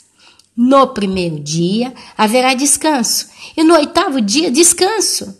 Estaremos os 7 anos, meus irmãos, da tribulação com Cristo no céu, a celebrar as bodas. E no 8º dia, do milênio, será um descanso para a eternidade. Presta atenção. Eu sei que aqui eu começo a misturar número na cabeça dos irmãos, mas em Levítico 23, 39 diz: porém, aos 15 dias do mês 7º, quando tiveres recolhido o fruto da terra, celebrareis a festa do Senhor por 7 dias. Cristo vai recolher, vai fazer a grande colheita da terra através do arrebatamento. E depois ele vai celebrar as bodas do Cordeiro exatamente por quanto tempo? 7 anos, 7 dias. No 1º dia haverá descanso e no 8º dia haverá descanso. Aqui está dizendo que aquele que for recolhido por Deus e for levado por Ele, vai entrar no 1º dia e já no 8º dia, que é o 8º milênio, entra no descanso eterno. É Deus falando do tempo eterno para a igreja e para os seus santos, entendeu? Aqui já não tem mais tempo de trabalhar. Entre o 1º e o 8º dia, você não vê mais aqui a igreja trabalhando, a igreja evangelizando, você vê descanso, festa. É do milênio para frente. São 7 anos no céu com Cristo celebrando as bodas. Meus amados, a igreja vai ser recolhida no 7º dia e vai ser levada embora. No 7º dia, 7º milênio, a terra vai descansar no reino milenar de Cristo também. Por quê? Porque depois da grande tribulação, Jesus desce no céu com seus santos. E então é estabelecido o governo milenar na terra. E a terra, o planeta em si, vai descansar, meus amados. Vai descansar. A natureza ali começa a ser remida de seus pecados, até que vai ser transformada em novos céus e nova terra. No final de 1000 anos, o juízo final. Você não vai ver aqui muita bagunça mais não. É juízo final e basta. Logo depois se passaram os velhos céus e a velha terra, e tudo se fará novo, então estaremos literalmente no 1º dia do 8º eterno milênio, ou dia do descanso, ou 1º dia da chamada eternidade. Eu não sei se eu confundi a cabeça dos irmãos, mas só para dar uma base aqui. Deus levou 6 dias para trabalhar construindo tudo. Fez a terra e os céus em 6 dias. No 7º ele descansa. Deus, ele diz que nós temos que guardar o 7º dia. Quer dizer, o tempo do homem viver debaixo do pecado e fazer o que faz aqui são 6.000 anos. No 7º milenar ano, né, no 7º, Jesus vem governar. Satanás é lançado numa prisão e Cristo governa por 1.000 anos. Mesmo assim, no finalzinho, vai ter uma rebelião, um grupinho vai se rebelar. Mas não tem mais guerra, não. Desce fogo do céu e fulmina todo mundo que entrar contra Cristo. E ali, então, João vê novos céus e novo céu. Mas antes disso, ele vê o juízo do trono branco. Por quê? Porque a Bíblia fala que ao homem é ordenado morrer uma só vez. Depois disso, o juízo. Então, eles ressuscitam diante do trono branco para serem julgados, para serem lançados no lago de fogo e enxofre. E ali a Bíblia fala que nesse juízo o próprio inferno vai ser lançado, a própria morte vai ser lançada e o próprio Satanás vai ser lançado também no lago de fogo e enxofre. E logo em seguida, novos céus e nova terra, porque o velho céu e a velha terra se passaram e tudo se fez novo. A redenção de tudo. Deus está trazendo a redenção da natureza. E a Bíblia fala que a própria natureza aguarda, ansiosa, para ver o que em nós será revelado. Eu falei da minha cabeça aqui, mas para quem lê Bíblia, isso tudo vai sendo trago à memória. Vocês vão lembrando essas passagens e depois vocês até procuram se quiser. Mas a Bíblia diz que a própria natureza aguarda com ansiedade para ver o que vai ser revelado em mim e em você. E a Bíblia fala que nós seremos transformados num abrir e piscar de olhos, num corpo de glória. Para herdar o eterno, para herdar a eternidade, nós não podemos ser perecíveis. E a natureza, ela vai ver esse evento. A natureza vai sentir quando os santos saírem da terra. Toda vez que o santo vai embora, a natureza vê isso, ela sente. Mas vai chegar um momento que Deus ele vai cobrar o sangue derramado na terra. Está lá no 5º selo, as almas debaixo do altar pedindo até quando o Senhor não vai vingar o nosso sangue que foi derramado na terra. E aí o Senhor manda dizer para eles, dá a veste branca, manda eles descansar mais um pouquinho, porque o número daqueles que tem que morrer como eles vai ter que ser completado. E aí então eu vou saciar. Chega um dia que a Bíblia fala que não vai ter ninguém que tem sede de justiça que não será saciado. A Bíblia fala, meus irmãos, que todo aquele que derramou sangue humano vai ter que prestar conta para Deus. Se um animal derramou sangue humano, esse também vai ter que prestar conta para Deus. Acho que está lá em Amós, acho. Então vocês veem que Deus ele vai lavar a roupa suja e tudo vai ser redimido, ok? Então, do 7º milênio para frente, já começa essa transformação. Já começa Cristo, só o fato dele botar o pé na terra na sua segunda vinda para reinar, já a vida já começa a crescer no mundo. E depois ele arremata essa colcha de retalhos, lançando o inferno no lago de fogo e enxofre, lançando o próprio Satanás para sempre. E todo aquele que se rebelou contra Deus, todos os demônios, a morte, acabou. Dali para frente é vida, vida, vida, vida, vida. O 8º dia, o dia da festa, o dia do descanso. Tá dando para entender um pouquinho aqui. Depois, se for o caso, se ficou confuso, escuta de novo. Porque são situações que eu não tenho como falar de outro jeito, meu querido. Sabe, a gente tem que ler a Bíblia, minha irmã. A gente tem que ler a Bíblia, meu irmão. Quem não lê a Bíblia fica perdido nesses assuntos, porque não tem como vir à memória aquilo que você não pôs nela. Lembra lá da parábola das 10 virgens? As 5 que tinham a garrafinha cheia de azeite, quando chegou a hora de entrar para as bodas, elas estavam dormindo, mas elas tinham azeite suficiente para entrar. O que é esse azeite? O Espírito Santo, para trabalhar em mim, para trabalhar em você, ele precisa ter óleo. E o que é esse óleo? Esse óleo que faz gerar esse fogo? A palavra de Deus. Tem um momento que fala, quero trazer à memória aquilo que me dá esperança. Eu, Ana Paula, não decoro nenhum versículo bíblico. Hoje, depois de tanto mexer com algumas coisas, eu já sei mais ou menos algumas referências. Sei que lá em Lucas 21 fala dos sinais no céu, no sol. Sei que Mateus capítulo 24 também fala dos últimos dias. Sei que Isaías capítulo 26, versículos 21 e 22 fala que nós temos que entrar para dentro do quarto um pouquinho até que passe a minha ira. Algumas coisinhas eu já sei onde é que está Apocalipse 12, praticamente eu decorei o texto todo de tanto ler esse texto e estudá-lo. Sim. Mas, se eu precisar trazer tantos versículos bíblicos que tem crente decorando isso a vida inteira, mas não põe nada em prática, eu não sei. Mas de tanto ler a Bíblia como um todo, o Espírito Santo me traz à memória os textos. É por isso que eu consigo soltar aqui. E aí, para você que também lê Bíblia, talvez você até consegue decorar, você busca. Mas olha, a Bíblia fala que o testemunho que nós temos em nós é Cristo. E o Espírito Santo, ele vai testemunhando as coisas. É por isso que às vezes, quando eu falo certas passagens, mesmo sem lê-las e dar referência, muitos dizem, não, está certo, porque realmente eu também li isso na palavra. É onde o próprio Espírito Santo, isso aqui tá mesmo. Você lembra que você leu também? Amém, meus irmãos? Se você quer ter preparação para subir, você precisa ler a tua Bíblia. Se não, meus amados, com o que o Espírito Santo vai trabalhar? Com ar? Com vento? Com coisa? Olha só, eu vou dar só referência que eu já não leio. Apocalipse, capítulo 19, nos conta sobre o júbilo no céu. Aí você vai ler isso lá em Apocalipse, capítulo 19, do 1 ao 9.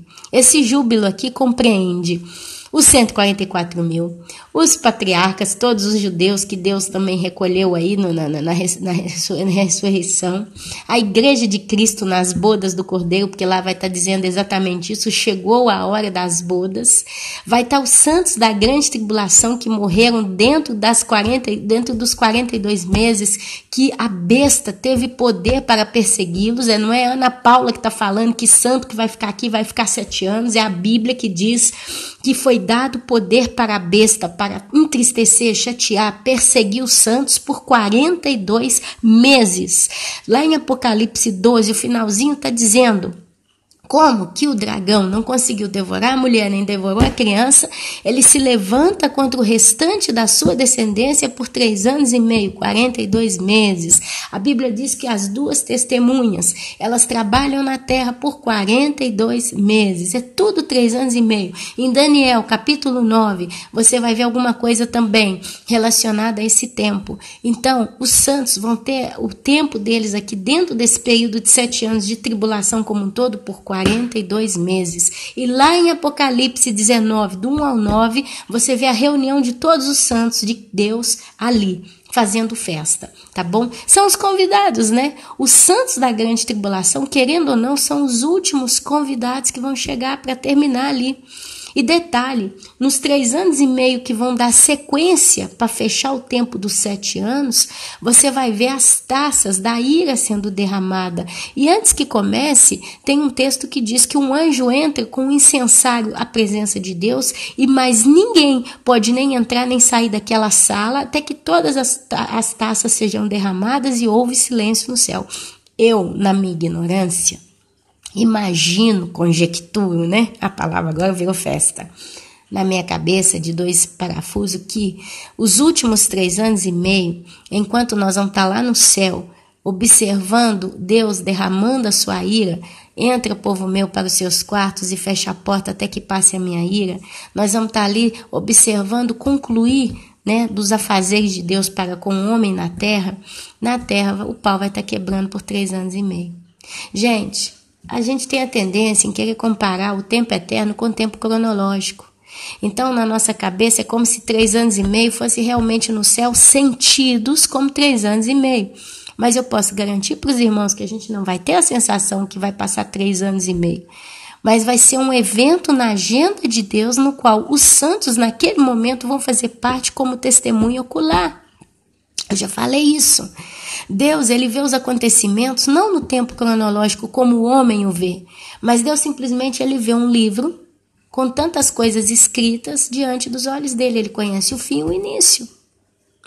Deus, ele fala do final desde o princípio. Por quê? Porque se eu pego um automóvel, ele está todo construído, ele está todo feito com peças que foram feitas por mecânicos. Tem tubos, tem cabos, tem peças e tanta coisa. Mas cada coisa que foi colocada ali para montar o carro foi criada num dia, numa data, numa época. Então houve um tempo em que aquele motor foi criado, aquela bateria foi assemblada, foi montada. Tudo levou um tempo para ser concluído, até que chegou um momento que tudo foi colocado junto e o resultado final é um carro pronto. Deus, ele hoje vê o carro pronto. da existência do homem na terra.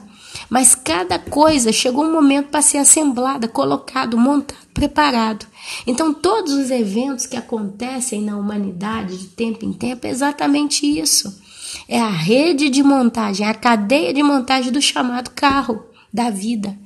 Deus, ele sabe. Tem um momento que eu preciso... quando eu estou cozinhando o arroz, tem um momento que eu tenho que pôr o alho. Tem um momento que eu tenho que pôr a água. Quando começa a ficar bem soltinho, está na hora de pôr a água. Está na hora de mexer, está na hora de tampar. Quando seca a água, está na hora de desligar o fogo. O resultado final, que é uma panela de arroz. Mas houve um tempo para cada coisa ser acrescentada. Então Deus, quando ele olha para a humanidade, desde Adão até o final, ele vê essa panela de arroz que de tempo em tempo coisas têm que acontecer. E ali então acontece. Mas ele já vê o resultado final. Então esse modo de ver as coisas acontecerem, nós vamos participar um dia. Esses 3 anos e meio últimos, eu particularmente conjecturo, acredito que nós vamos ver como Deus vê o acontecimento. Então esses 3 anos que vai durar aqui, 3 anos e meio na Terra, vivido, sentido para quem está aqui, eles vão sentir mês após mês, dia após dia, hora após hora passar.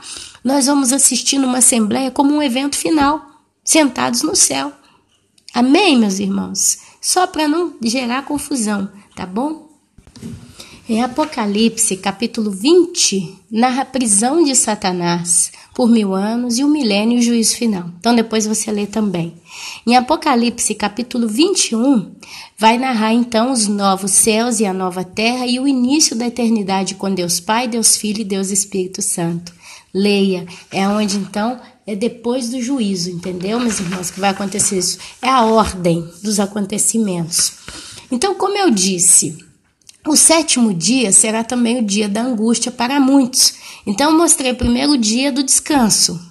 Agora, olha só o dia do tormento. Apocalipse, capítulo 3, do 1 ao 3, está escrito o seguinte: Jesus declara... Ele fala alguma coisa e ele continua aqui, conheço as tuas obras, que tens nome de que vives, mas está morto. Sê vigilante e consolida o resto que estava para morrer, porque não tenho achado íntegras as tuas obras na presença do meu Deus. Lembra-te, pois, do que tens recebido e ouvido. Olha aí, meus amados, o maná de Deus dado todos os dias, mas especialmente no 6º dia para se guardar para o 7º. O que eu quero dizer com isso? Nos últimos dias, lá em Joel capítulo 2, foi dito que Deus derramaria do seu espírito sobre toda a carne, os velhos profetizariam, teriam sonhos os jovens. E o apóstolo Pedro, quando aconteceu o Pentecoste, o batismo ali, estavam reunidos, línguas de fogo foram derramadas e o povo começou a profetizar. E ali o apóstolo Pedro, ele simplesmente, ele cita Joel capítulo 2, chamando esse tempo de últimos dias, os 2 últimos dias. Os 2 últimos dias, o 6º e o 7º. No 6º dia, o povo colhia, trabalhava, juntava o maná. No 7º dia o povo descansava, os 2 últimos dias, meus irmãos. Jesus, ele fala, lembra-te, pois, do que tens ouvido e recebido, guarda e arrepende-te, porquanto se não vigiares, virei como ladrão e não conhecerás de modo algum que virei contra ti. Olha lá o servo mau sendo lançado nas trevas, onde tem choro e ranger de dente. Tá dando para ver como é que as coisas casam. Apocalipse, capítulo 3, do 1 ao 3. Você vai ler lá o dia do tormento para muitos. Dia em quem não prestar atenção e não guardar o maná para o 7º dia, quer dizer, os 7 anos, se você não guardar o maná agora, você não vai poder descansar neles, olha. Não vai achar maná para descansar no 7º dia. É sempre chamado 7º dia, mas eu, Ana Paula, vejo claramente a presença do número 7 também sendo uma conjectura aos 7 anos da tribulação, meus irmãos. Quem aceitar a marca da besta pode viver 7 anos fechados, vai viver os anos inteiros, vai passar muita angústia e não vão achar a Cristo. Mas encontrará um dia de choro e ranger de dentes. Isaías 26, do 20 ao 21, está escrito, vais Vai, pois, povo meu, entra nos teus quartos e fecha as tuas portas sobre ti e esconde-te, só por um momento, até que se passe a ira, a minha ira. Pois eis que o Senhor sai do seu lugar para castigar as iniquidades dos moradores da terra. A terra descobrirá o sangue, olha lá o discurso do sangue das almas pedindo justiça, que embebeu e já não encobrirá aqueles que foram mortos. Olha aí o juízo que eu falei.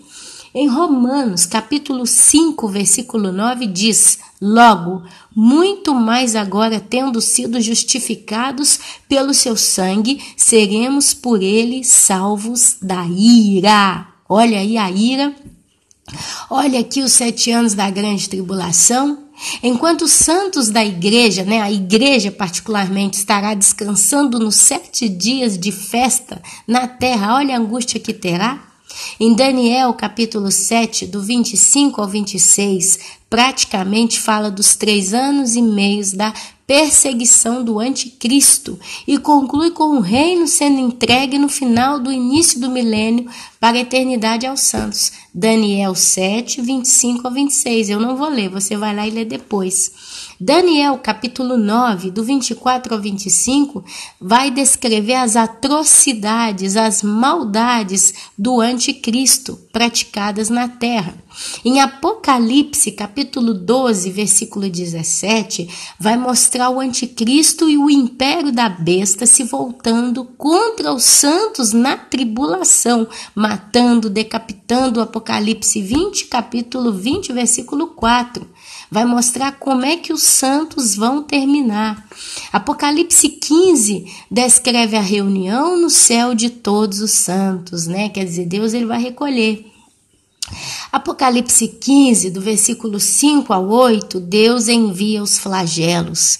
E é na metade dos 7 anos. Aqui, meus irmãos, daqui para frente já não tem mais arrependimento. Não tem jeito, ninguém vai querer guardar a lei, ninguém vai querer guardar testemunho de Cristo. O povo vai só morder a língua de dor e vai bestemear, vai amaldiçoar a Deus. Está escrito lá, não é eu que estou falando.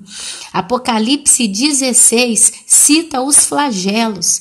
Vai lá, por exemplo, em Apocalipse, capítulo 16, versículo 9, onde vai descrever os homens blasfemando de Deus. Também em Apocalipse 16, versículo 10, logo em seguida, nada de arrependimento. Você vai ver a frase lá, e não se arrependeram, e não se arrependeram, e não se arrependeram. Até a conclusão e a vinda de Jesus nos ares, com todos os seus santos, em Apocalipse, capítulo 16, versículo 17, você vai ver o fechamento dos eventos cataclísmicos. E em Apocalipse, capítulo 19, do 11 a 16, vai descrever a volta de Cristo. Onde diz também em Mateus que todos os olhos o verão. Ele vai vir como um relâmpago do Oriente ao Ocidente. Todo mundo vai ver. Só que lá vai dizer que eles vão vê-lo e vão se lamentar. A igreja, quando encontrar com Cristo nos ares, vai dar júbilo, pulo de alegria. Todo santo que se encontrar com Deus vai alegrar-se, vai ter as lágrimas enxugadas, vai ter sorriso, vai ter coroa de alegria. Mas aqueles aqui descritos em Apocalipse 19, do 11 ao 16, eles vão ver Cristo e vão se lamentar. Ninguém vai estar feliz. Eles vão reclamar, eles vão se lamentar. Porque eles vão continuar colocando a culpa de toda a desgraça na vida deles em Deus. A culpa é de Deus. Eu sou bom, eu não fiz nada de errado, a culpa é dele. Aí é onde a gente vê o coração obstinado do homem, a cabeça dura. Amém, meus irmãos? Então, qual que é o objetivo central desse estudo que eu fiz aqui hoje? Ele dá uma abertura para o próximo estudo, onde nós vamos trazer aqui a cronologia bíblica. Eu devo gravar isso hoje, amanhã, até quarta-feira. Estou com a semana bem puxada, meus irmãos. Hoje eu tinha que sair para resolver algumas coisas, mas eu deixei para tentar fazer esse vídeo, porque eu não posso deixar as coisas de Deus para depois. Mas eu vou estar... O próximo vídeo ele vai ser a cronologia. Nós vamos calcular na ponta do lápis, porque os irmãos sabem que se não é com a Bíblia, eu prefiro não fazer. Então, nós vamos calcular na ponta do lápis. Aprendi com o pastor Natan Rufino, mas quando chegou em Abraão, perdeu-se o fio da meada. É onde eu tive que pesquisar para tentar encontrar alguma coisa na Bíblia para nos mostrar alguma coisa dos anos. Ainda tem que fazer uma pequena revisão para concluir bem o período aí. Tem que ter 2000 anos pelo menos, né? Se eu não achar 2000 anos, não vale. Aí eu vou estar trazendo esse estudo, tá bom? Então, meus amados, esse estudo, ele mostra o quanto que Deus, ele sinaliza a exatidão dos tempos. E nós já estamos no final. Então, você precisa se alimentar. Junta maná. Ajunta o maná. Nós estamos no 6º dia, meus irmãos. Nós estamos no 6º dia. Está na hora de ajuntar maná, está na hora de cozer o que tem que ser cozinhado, de assar o que tem que ser assado, de cortar, preparar, limpar, ajustar. Tudo é agora, porque nós estamos para entrar no dia de descanso. A igreja de Cristo, ela vai literalmente entrar no descanso eterno. O milênio para a igreja de Cristo não vai ser fatiga, não vai ser nada, vai ser só alegria e descanso. Até trabalhar na eternidade para nós vai ser sinônimo de descanso e regozijo, de júbilo e plenitude. Ok? Então vamos estar preparados. Agora está na hora. Agora está na hora. Amém? E assim eu vos saúdo, meus irmãos. Eu preciso terminar. Apesar que eu já estou com 1h44, tem os amados de sempre, né? Às vezes eu acho que eles gostam de reclamar que o vídeo é grande só para encher o saco mesmo, só para me atiçar. Mas glória a Deus, amados, glória a Deus. Eu sei que vocês não vão encontrar tanta coisa assim em giro. Um pouquinho de paciência, bota pausa no vídeo, vê depois, que eu sei que dá conta, todo mundo dá conta. Eu não parei aqui 1h44 da minha manhã, tem tanta coisa para fazer. Se vocês imaginassem, vocês não iam ter ideia, nem metade das coisas que eu tenho para fazer aqui hoje. E ainda tem um marido que se chegar aqui e ver do jeito que está aqui, ele vai cobrar. O que você fez a manhã inteira? Você não tinha tanta coisa para fazer e não fez nada? Então, vamos ter um espírito de amor mesmo, sabe? De compreensão. Não vamos pensar só no nosso bem-estar, na nossa boa condição, na nossa comodidade, mas vamos expandir isso aí, tá bom? E assim, meus irmãos, eu vos saúdo com a santa, gloriosa e poderosa Shalom do Senhor na sua vida e que Deus possa realmente continuar suprindo a tua vida com as cordonizes, mas também, principalmente, com o maná que é Cristo. Amém? Que o Senhor vos abençoe. Amém, amém e amém.